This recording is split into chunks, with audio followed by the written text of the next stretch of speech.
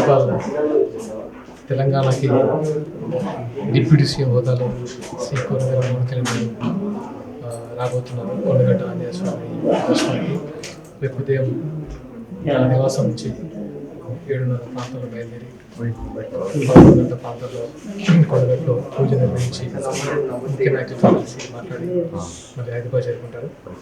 ఇందులో భాగంగా చాలామంది పెద్ద సంఖ్యలో జనసేన అభిమానులు కానివ్వండి, కళ్యాణ్ గారి అభిమానులు కానివ్వండి, జన సైనికులు కానివ్వండి, వీర మహిళలు కానివ్వండి, అందరూ పెద్ద ఎత్తున రావడానికి ఉన్నారు.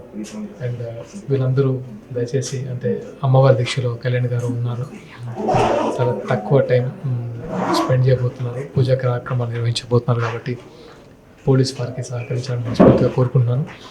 రాబోయే రోజుల్లో డెఫినెట్గా తెలంగాణలో జనసేన పార్టీ కార్యాచరణ ఎలా ఉండబోతుంది ఏంటి అనే విషయాలు కూడా త్వరలో తెలుస్తాయి.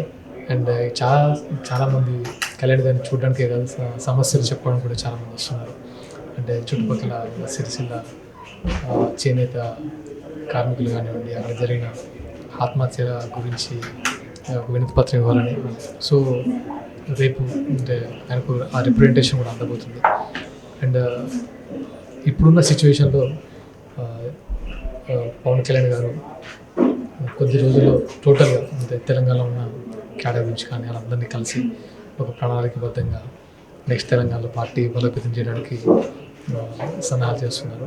మీకు మిగతా వివరాలు డెఫినెట్గా నేను తెలియజేస్తాను, అంటే పార్టీ ముఖ్య నేత అందరినీ కలిసి. So thank you so much for